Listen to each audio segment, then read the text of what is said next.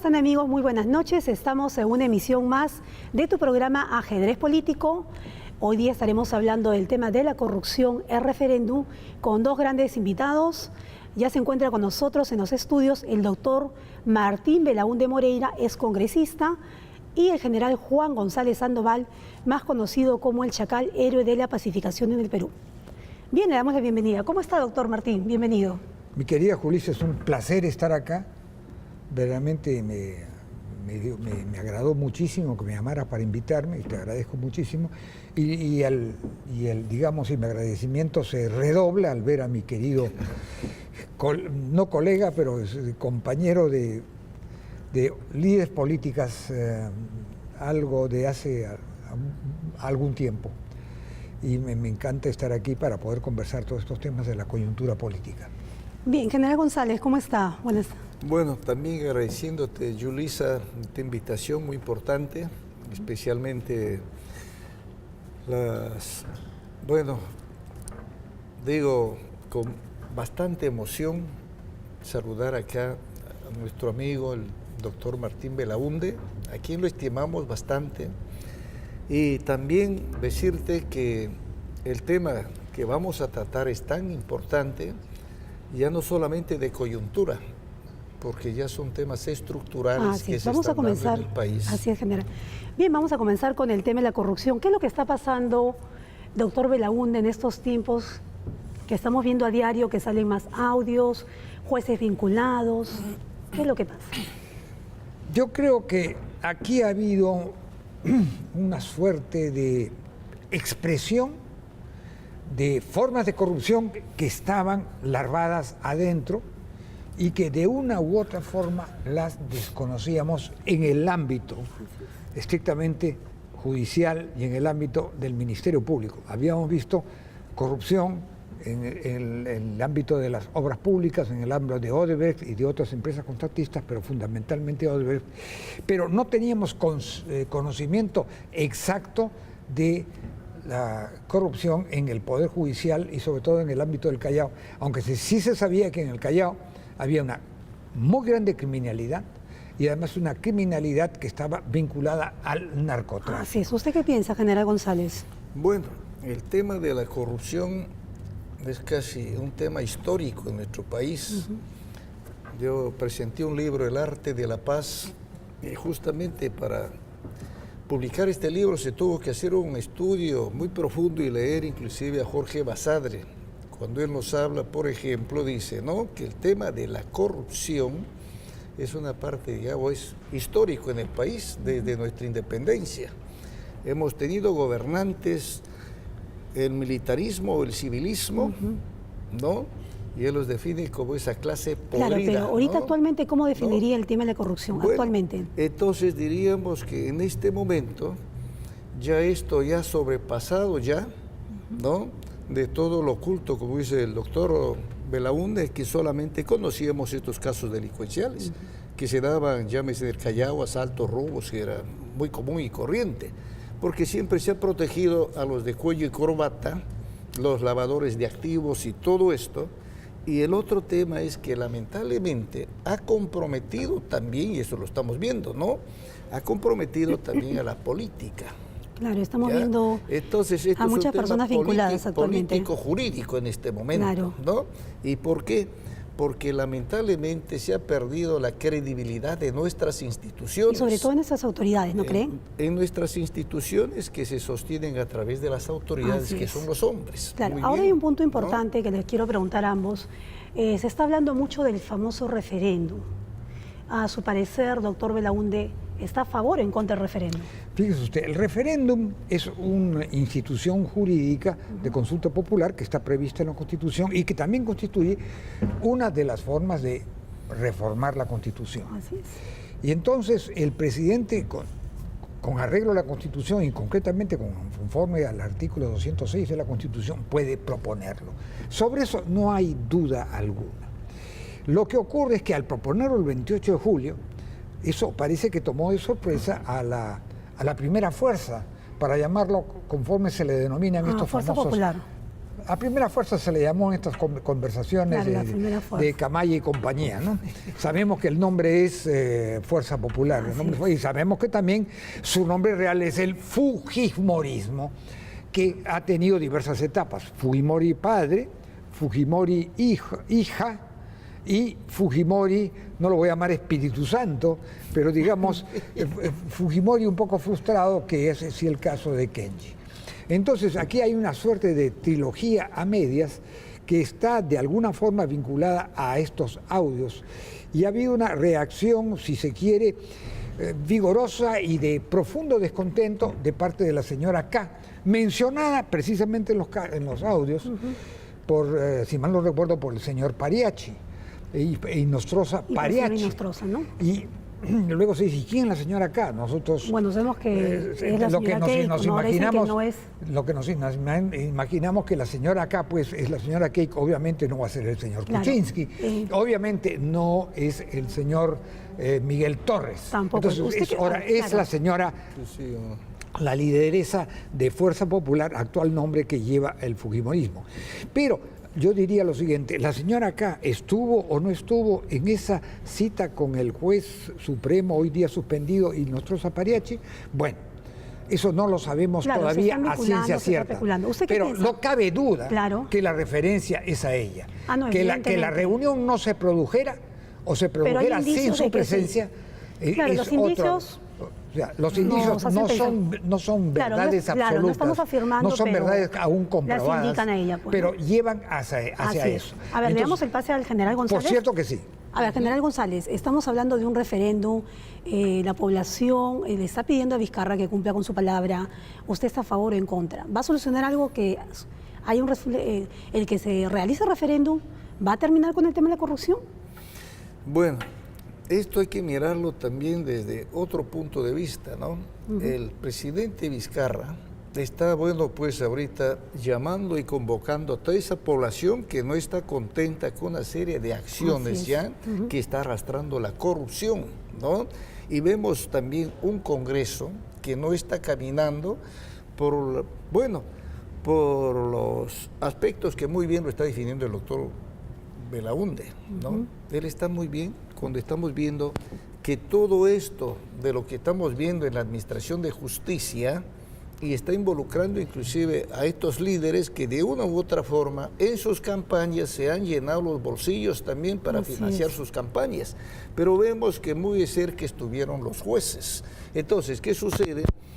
Cuando el presidente Martín Vizcarra, está convocando, bueno, pues a un referéndum o está pidiendo al Congreso, que es el procedimiento, bueno, de acuerdo a la Constitución, pero sin embargo también estamos viendo que esto ya es, vamos a llamarle un poquito de politiquería, porque hasta ahorita no camina y está buscando inclusive ya, o estamos viendo ya un enfrentamiento entre dos poderes. Claro, un divorcio ya anunciado. Un divorcio, y bueno, y el tema es que lamentablemente todos estos audios que estamos observando, llámese y que van a seguir saliendo. Van a ir saliendo, dice que hay 4,000 y pico, si no sé cuántos se hablan. Son más, como 10,000 dicen por ahí, ¿no? Y también están negociando también los mismos diferentes interesados en todo esto. Claro, pero a lo que íbamos, general, ¿usted cree que el referéndum se va a dar en diciembre o simplemente es una estrategia para ganar tiempo?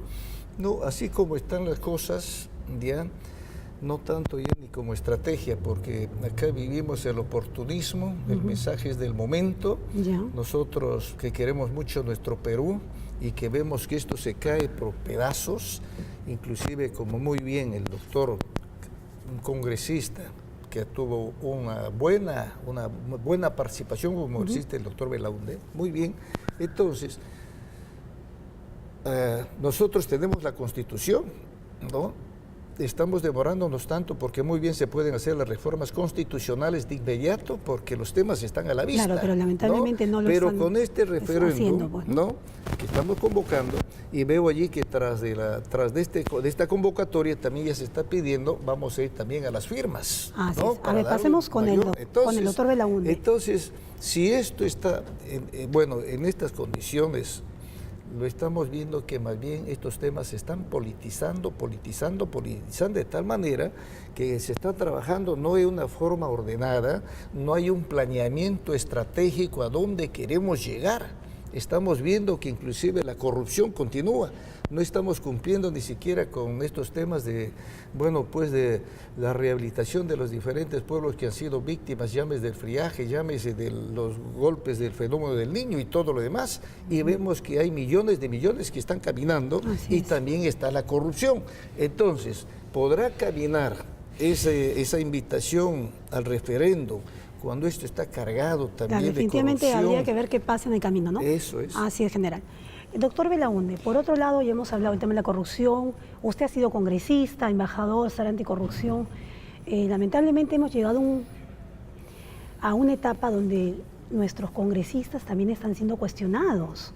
¿Cree que usted que los partidos políticos no han realizado un filtro, no han supervisado bien en la hoja de vida de cada candidato, simplemente se han basado en de repente este prospecto tiene mayor inversión, por eso le podemos dar los primeros números? ¿Ha influido mucho la parte económica? Yo diría que en muchas tiendas políticas, particularmente en Fuerza Popular, ha habido una filtración defectuosa de sus candidatos y muchos de estos candidatos fueron elegidos por diversas razones y después han resultado con gravísimos problemas, no solo en Fuerza Popular, sino en otras tiendas políticas, de juicios, sentencias, no solo denuncias, porque una persona puede tener muchas denuncias, sino juicios, sentencias y en algunos casos sentencias firmes.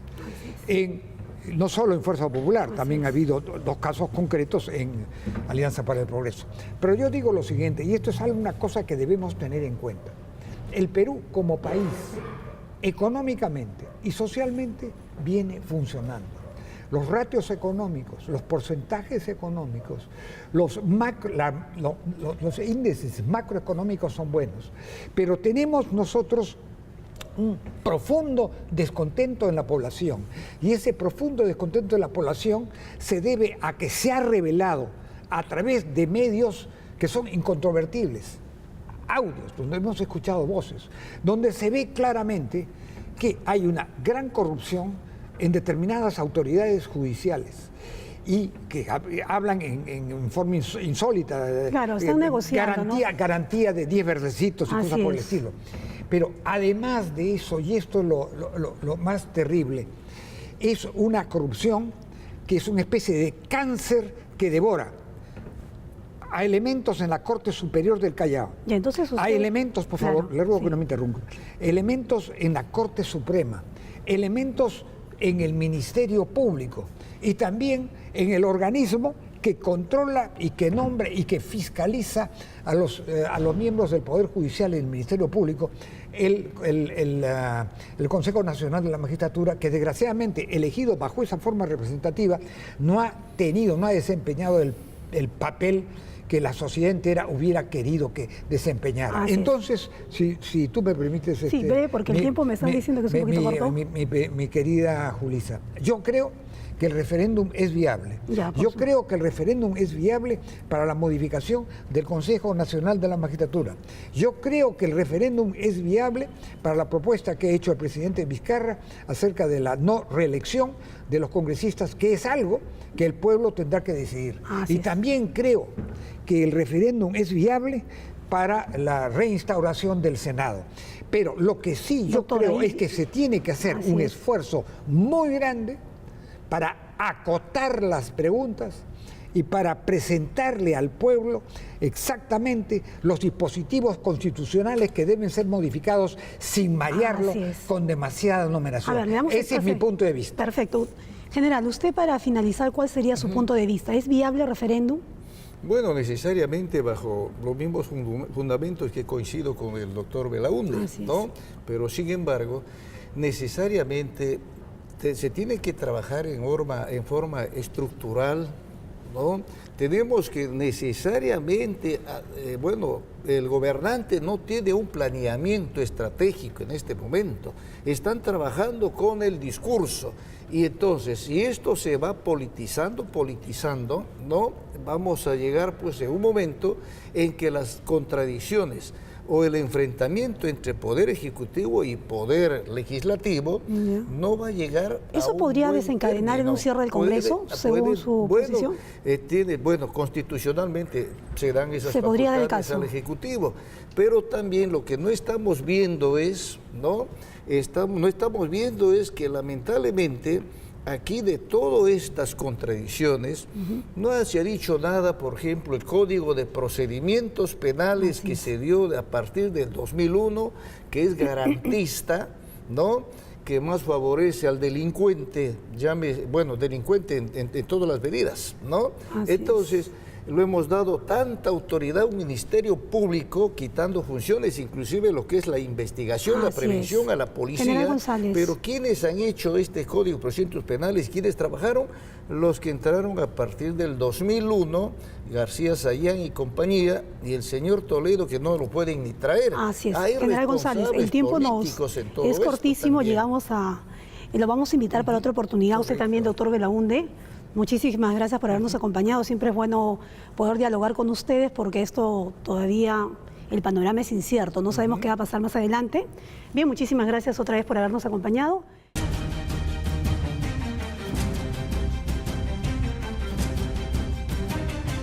Bien, continuamos con el programa. Ahora nos encontramos con el señor Walter Ollarse. ¿Cómo está? Bienvenido a Ajedrez Político. Qué gusto verlo. Luisa, muchas gracias por invitarme y qué bueno que periodistas así con tu calidad y tu honestidad tengan espacios, ¿no? Señor, usted sigue trabajando a raíz del incidente que, bueno, ya todos lo conocen, que sucedió con su hijo Walter. Usted ha venido haciendo un trabajo de hormiga con mucho perfil bajo, apoyando a los chicos de bajos recursos económicos que están sumergidos en el mundo de la delincuencia. Coméntenos un poco, porque hoy en día los índices de inseguridad se han incrementado en el país y vemos muchos jóvenes que están metidos en grupos de pandillas. Sí, mira, en realidad los seres humanos siempre estamos creando una especie de burbuja, ¿no? Donde dentro de esta burbuja interesan principalmente nuestros sueños, nuestros problemas, nuestra vida, ¿no? Y la vida se hace tan, entramos en un vorágine que terminamos no interesándonos por lo que pasa con el resto. Y eso me ocurrió a mí, porque yo incluso cuando hablo con la gente de la barra, yo les confieso de que en algún momento yo hice comentarios como cuando veía las peleas, yo decía, ¿por qué no cierran la puerta para que terminen de matarse estos que, digamos, no son útiles para la sociedad? Y les comento eso porque después reconozco que me equivoqué. Cuando asesinan a Walter, ya va a ser hace 7 años, porque fue el 24 de septiembre del 2011, yo me di cuenta de que esa gente que yo consideraba que era muy lejana, en realidad me llegó a una zona muy segura, donde nosotros asistíamos a ver el fútbol. Entonces, yo, sin darme cuenta, no puedo explicarme por qué yo hice una promesa frente al cadáver de Walter de ir a meterme ahí donde están los jóvenes con conducta en riesgo, donde está la violencia, para que todos entendiéramos que cuando vivimos en violencia, todos perdemos. Pero te confieso que cuando hice esa promesa frente a Walter y muy pronto frente a las cámaras de televisión, yo estaba convencido que iba a ir a sitios para convencerme que efectivamente ahí no había vidas que rescatar. Y me equivoqué, felizmente me equivoqué. Porque cuando yo comencé a caminar por esas zonas, he encontrado una cantidad de jóvenes y personas adultas que necesitan un apoyo moral, una palabra de aliento, ¿no? Que terminan, digamos, siendo, es más, personas muy importantes porque su testimonio termina contribuyendo a frenar, digamos, iniciar un mal camino para otros jóvenes, ¿no? Yo en el Callao tengo 2 personas que aprecio mucho, que es Marco García y Miguel Ángel García. ¿Han estado sumergidos en el mundo de la delincuencia? Sí, estuvieron presos, incluso uno de ellos condenado por asesinato, pero que ahora son personas que van a los colegios y dan sus testimonios para que los jóvenes no sigan ese camino. Pero usted sigue actualmente recorriendo todo el país, dictando charlas para los jóvenes, para los padres, porque muchas veces, señor Ollarse, la mamá dice, mi hijo es rebelde, lo agrede, y dice, con eso se soluciona el problema, pero no. El problema viene de casa, de repente la mamá tiene problemas con el papá y le echan la culpa a los hijos, ¿no? Usted lo está viendo más. Sí, mira, para entender verdaderamente cuál es el camino, porque este chico es malcriado, seguro su mamá no le educó bien, ¿no? Sí, mira, para entender eso, porque tomaba notas de la presentación de estas 2 personas muy digamos, de mucho recorrido en la política, ¿no? Y yo tomaba notas y decía, qué similar es la corrupción con la violencia. Por ejemplo, decían que la corrupción no es algo coyuntural, sino ya es algo estructural. Y eso es lo que está pasando en nuestra sociedad. ¿Te das cuenta? Ya la violencia se está convirtiendo en parte de nuestra estructura.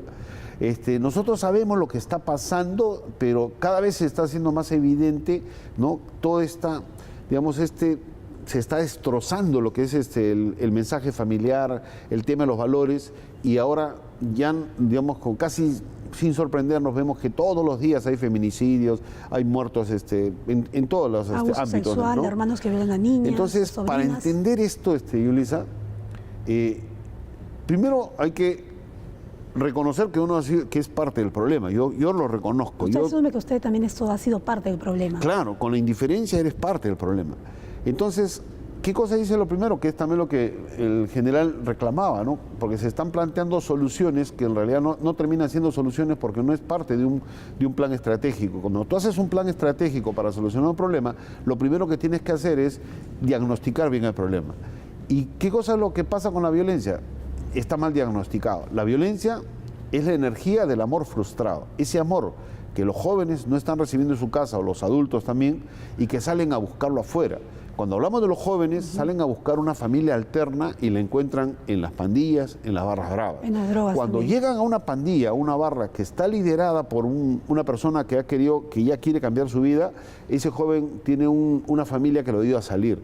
Pero cuando llega a una pandilla o una barra que está liderada por líderes negativos que los aprovechan para la delincuencia, esa vida se echa a perder. Claro, como tenemos estas bandas ahora que han salido, ¿no? Así es. Que Entonces, contratan a chicos de la calle, los convierten en sicarios. Los usan, claro, para sus fines, ¿no?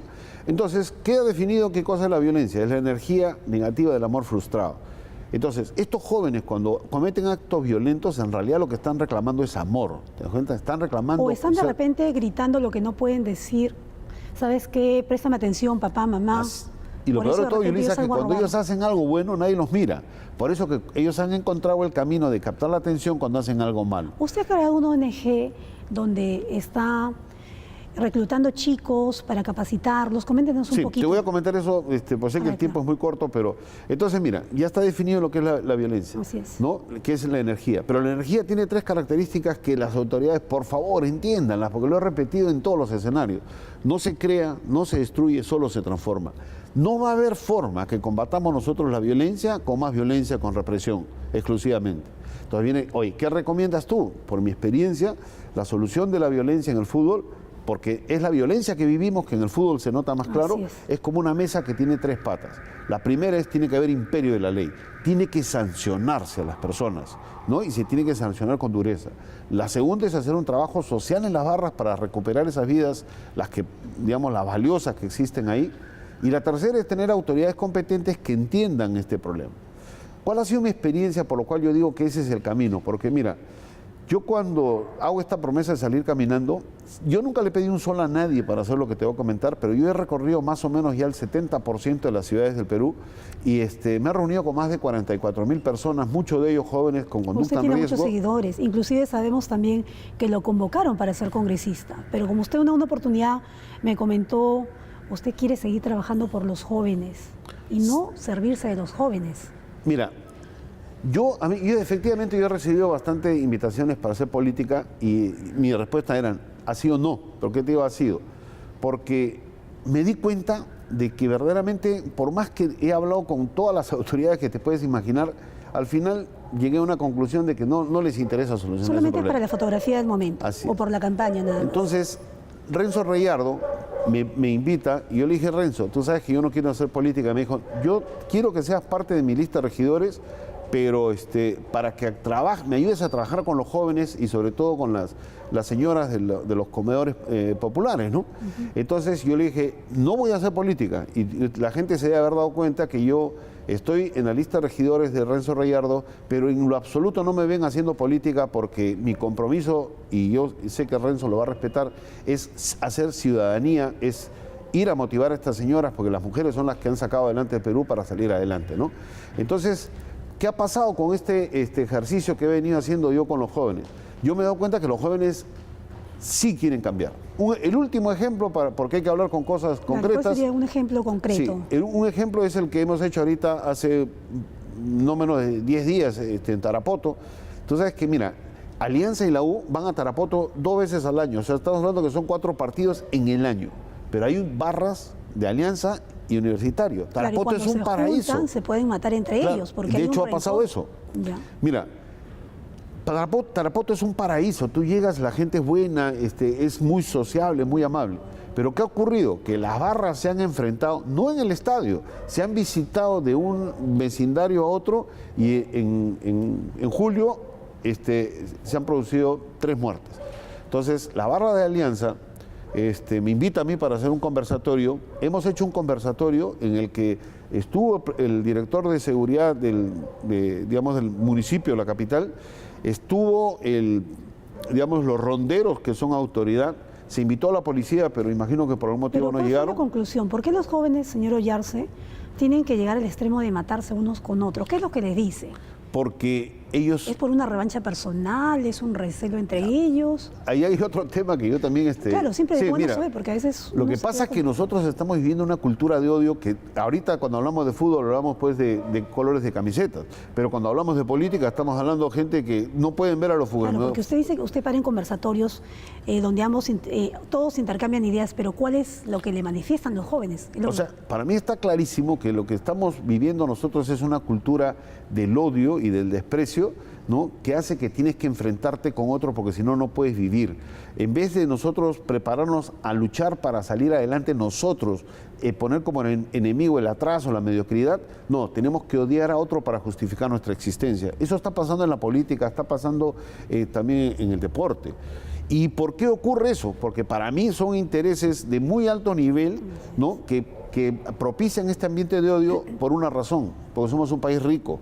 Tenemos oro, plata, cobre, tenemos 2.500 kilómetros de frontera con el mar. Ahora llega el litio. El litio, en vez de ser una oportunidad de salir adelante, va a ser un motivo más de pelea y disputa. Se va a activar ese mensaje de la acción de la nación Aymara, si no me equivoco, por esa zona. Entonces, eso es lo que ocurre. Estamos viviendo en una cultura del odio que se muestra con estos enfrentamientos de las barras. ¿Y cómo tenemos que solucionarlo? Haciendo un trabajo social con esos jóvenes, sancionando a los que cometen delito y, por Dios, de una vez por todas, tener autoridades que sean competentes, que se den cuenta que esto no se soluciona con violencia y represión. Señor Walter, para finalizar, quiero que nos comente un poco cómo está trabajando su ONG, con qué jóvenes, y de repente hacer un llamado, de repente a los jóvenes que los están viendo, que quieren salirse de ese mundo de la delincuencia. ¿Qué mensaje les daría usted? Sí, muchísimas gracias por la pregunta, porque efectivamente sí, es importante saberlo, ¿no? llega la coyuntura. Mira, yo he venido trabajando, digamos, este proyecto, lo he venido trabajando sin que sea formalizado, sin pedirle un solo a nadie, porque iba a llegar un momento de la madurez para formalizar lo que ya llegó. ¿Por qué te digo que ha llegado? Porque no tengo la menor duda que es con la intención de solicitar los beneficios penitenciarios. La familia Sánchez Marrique ha depositado, ha consignado el $1.000.000 de soles de reparación civil. Ese dinero en su integridad va a ir hacia el proyecto para financiar lo que estamos haciendo y que va a estar orientado básicamente en capacitar a los líderes de las barras, pandillas, a los líderes de jóvenes que tienen conducta en riesgo para que se capaciten y ellos hagan el trabajo de transformación en sus zonas. Porque ni los periodistas, ni yo que salgo a dar charlas, ni las autoridades van a solucionar este problema, porque ese problema se soluciona en el campo. ¿Y quiénes están en el campo? Estos líderes a los que hay que capacitarlos y hay que empoderarlos. Entonces, para eso va a ser, yo calculo que los meses siguientes voy a ya constituir la ONG y vamos a comenzar a trabajar. Entonces, por la gente que me sigue por Facebook va a establecer contacto, ¿no? Para que se pongan en contacto, está con mi nombre, Walter Ollarse Delgado, y hay un Facebook también de Proyecto Esperanza, que seguramente que a partir de enero, que ya estemos ordenados, vamos a poder ya entrar. Señor Walter, y brevemente, ya para finalizar, ya el tiempo es cortito, ¿qué mensaje le daría a los candidatos sobre el tema de la inseguridad? Todo el mundo dice que lo va a solucionar, pero lamentablemente es un tema muy complejo. Mira, para todos los candidatos, sea Sí, quien un mensaje sea, para todos. mí el tema es muy sencillo. No prometan que van a solucionar el problema porque no están en capacidad de solucionar el problema. Lo que tienen que hacer ustedes es convocar a los ciudadanos para que reconozcan que somos parte del problema y que tenemos que ser parte de la solución. ¿Cómo? Combatiendo la violencia en nuestro entorno. Y eso lo podemos hacer en nuestra casa, en nuestro barrio, en nuestro trabajo, y así vamos a lograr frenar la violencia. Muchísimas gracias, señor Walter Oyarze, ha sido un gusto volverlo a ver. Lo vamos a invitar para otra oportunidad.